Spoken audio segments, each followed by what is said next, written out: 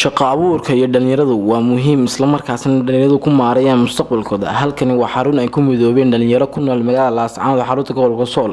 Waxay ka hirgeliyeen magaalada Laascaanood xarun ay dhalinyarada ku dubaan aragtida iyo adeegyo badan oo bulshada u soo bandhigeen. Haddaba shaqo abuurkani ay sameeyeen dhalinyaradaasi ayaa u hirgeliyay si wanaagsan isla markaasna noqday ganacsi ay naftooda ku maareeyaan. waxaan u bixiyay magac ay bulshada reer Laascaanood u soo bandhigeen taas oo ah Paris Top Design. adeegyo badan oo ka dayacna shacabka gobolka Sool iyo guud ahaan magaalada Laascaanood ayay u keeneen guud ahaan gobolka oo dhan sida duubista aroosyada, qaadista sawirada, sharaxaadda baabuurta, soo saaridda sawirada kurka iyo sameynta shahaadooyinka iskoolada. Gudoomiyaha shirkadda ahna madaxa xaruntaasi ayaa ka warbixiyay arrimaha iyo waxyaabaha ay bulshada u qabtaan.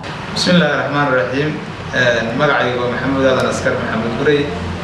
waxaan ahay gudoomiyaha guud Top Design ama xarunta duubista aroosyada iyo sidoo kale qurxinta sawirada ay runtii reer Laascaanood aad ugu liibaaneen. xaruntan waxaa la furay sanadii 2018 muddo sanad dheeraad ah ayay shaqeynaysay.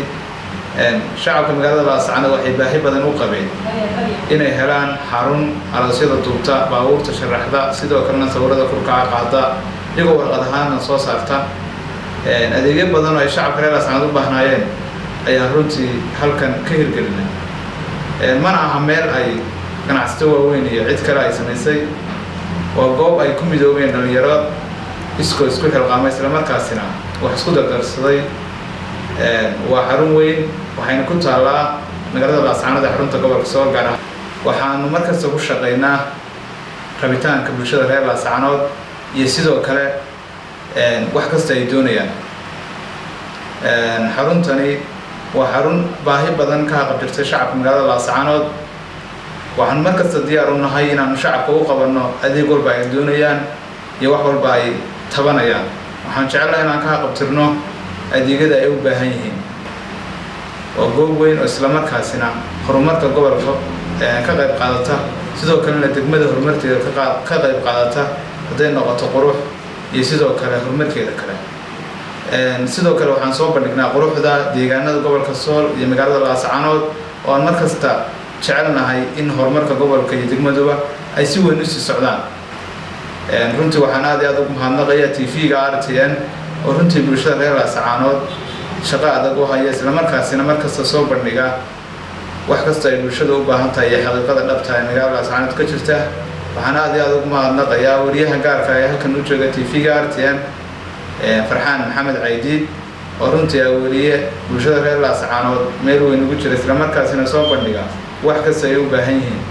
waxaan markasta jecelnahay inaan la shaqeyno cid walba oo horumarka gobolkan iyo ka qayb qaadanaysa sidii gobolkan u horumari lahaa. aad iyo aad ayaan u salaamayaa cid kasta oo ka qayb qaadanaysa barnaamijkan hargalka TV-ga RTN. waxaan ku faraxsanahay runtii inaan halkan ka aado mid ka mid ah hawlwadeenada Paris Top Design. mar walba waxaan u taaganahay qancinta bulshada iyo saan isu dhaweyn lahayn iyo saan uga qabtir lahayn baahiyaha iyo waxa u baahan yihiin. waxaan ku soo kordhinay photo dhalinyaro ka shaqeynayso oo kuga qabtirayso baahiyahaaga. run ahaantii horta markii hore kamaysan jirin gobolka.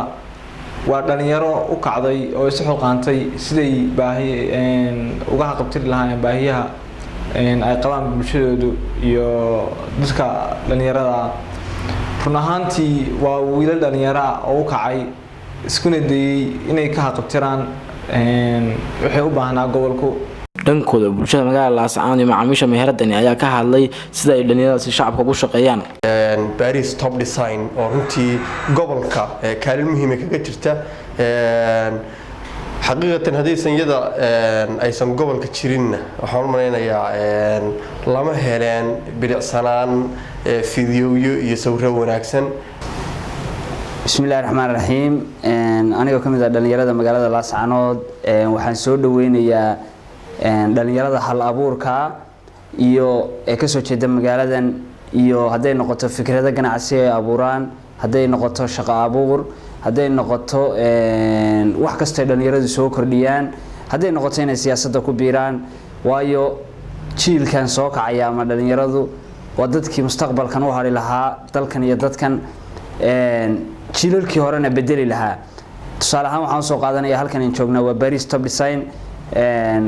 waa xarun ay ku midoobeen dhalinyaro, ma aha ganacsato meel ay shareer ka galeen dad shell hordhalisa ama lacag haysta waxaa fikirkeeda hal abuuray oo isu keenay dhalinyaro kamid ah dhalinyarada magaalada Laascaanood isla markaasna waxay ku midoobeen inay muujiyaan bilicda magaalada Laascaanood iyo inay dadku kaga xaqbeelaan kamaramaanadii casriga ay ka soo kaxaysan jireen gobolada kale ee dariskeena haday noqoto muuqaalo iyo haday noqoto fiidiyoyo iyo haday noqoto dhisaynaba aad baan u bogaadinayaa dhalinyaradaas da'da yar ee aadka u yaryar ee fikirada ganacsiga la timi in aan dhiiri gelino waxaan rabaa dhalinyarada intii hore u sameysatay ganacsiyo in ay iyaguna ka sii badiyaan halka iyo dadaalka ay noo keeneen haddii ay tahay footooyin casriya iyo haddii ay tahay carwooyin dhalinyaraduna waqtiga iyo juhdiga ay geliyeen iyo dadaalka ay la yimaadeen iyo horumarka ay gobolka soo kordhiyeen aad iyo aad baan ugu hambalyeynaya waxaan kaloo rabaa inaan jaaniskan uga faa'iideysto dhalinyarada kale ee iyaguna aan camalka haynin iyo kuwa isku dayeen ay sameeyaan horumar iyo waxqabad in ay iyaguna ku dhiiradaan oo tubta horumarka ee maanta gobolkeenu gaaray iyaguna ka qayb noqdaan iyagana aad iyo aad baan ugu dhiirigelin lahaa in ay ka faa'iideystaan oo kaliya ma aha dhalinyarada naftooda maaray laakiin waa kuwa markasta ku mashquulsan horumarinta gobolkooda iyo magaaladooda waxay soo bandhigeen quruxda horumar waxqabad la taaban karo ee ka socda guud ahaan gobolka Sool iyo gudaha magaalada Laascaanood sawirada iyo bilicda magaalada ay qayb lixaad ka qaataan si ay indhaha caalamka u tusaan magaaladooda Farxaan Maxamed Caydiid TV caalamiga RTN Laascaanood